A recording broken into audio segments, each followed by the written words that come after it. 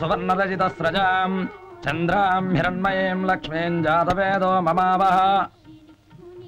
అమ్మా, సూర్యమూర్తి గారు లాంటి భర్త దొరకడం, ఆ ఇంట్లో కోడలిగా పాదమోపి దీపం వెలిగించడం నిజంగా నీ పూర్వజన్మ సుకృతం. ఎన్నో పూజలు వ్రతాలు నోములు చేస్తే తప్ప అందరినీ ఆ అదృష్టం వరించదమ్మా.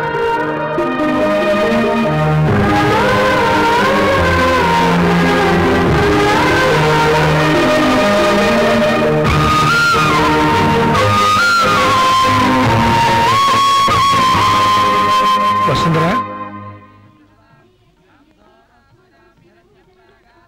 బాబాయ్ బాగున్నావమ్మా?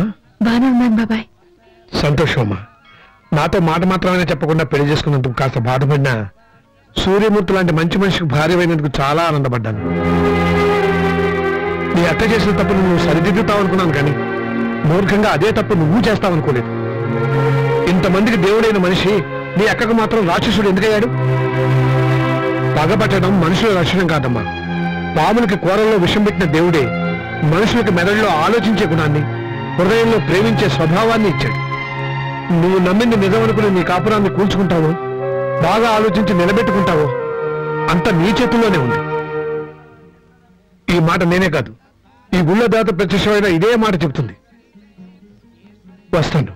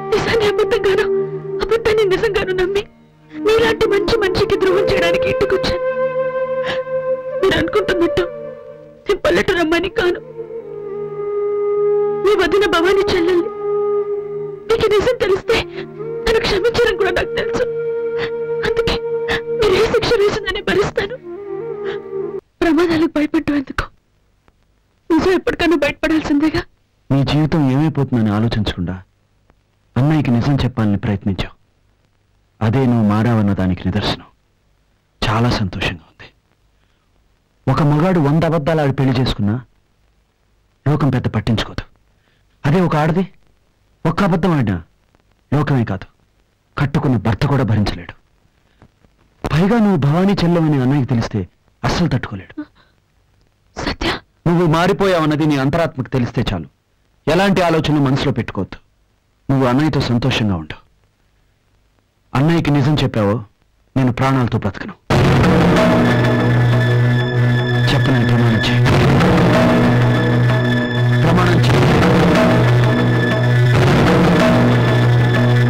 మొత్తానికి పొట్టి పంతులు పట్టుకొని అమ్మో నువ్వా మళ్ళీ ఇంగ్లీష్ లో తలతింటానికి వచ్చావు తల్లి? ఏంటి బిజీగా ఉన్నారు? ఇవాళ పెద్దబాబు గారు సోమరం కదండి, మరి ఏర్పాట్లనే నేనే చూడాలి కదా. అలాగా? ఈ తెల్లని టిష్యూ పేపర్స్ ఏమిటి? ఈ కాగితాలు కాదమ్మా, పూతరేకులు. 2 నేతిలో ముంచి లాగాడంటే రాత్రి మంచం పళపళ పళపళలాడి ఇరిగిపోవాల్సిందంటే. నాకు డౌట్. ఏంటది?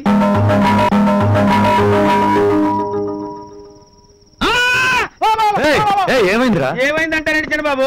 పెళ్ళైన తర్వాత శోభను ఎందుకు చేసుకోవాలి, పెళ్లి కాకముందు ఎందుకు చేసుకోకూడదు అంటే? అది మన ఇద్దరికి వర్కౌట్ అవుతుంది కానీ అన్నయ్య ఒప్పుకోడు. చిన్నబాబు గారు నాదొక డౌట్. పెద్దబాబు గారు పెళ్లి కాకముందు ఒక అమ్మాయి ఇంకా కూడా కన్నెత్తి చూడలేదు కదా, మరి ఇప్పుడు శోభను అదే మరి. ఎప్పుడైనా ఎక్కడైనా మా అన్నయ్యకి తిరుగులేదు. ఏ విషయంలో అయినా ఎదురులేని మనిషే.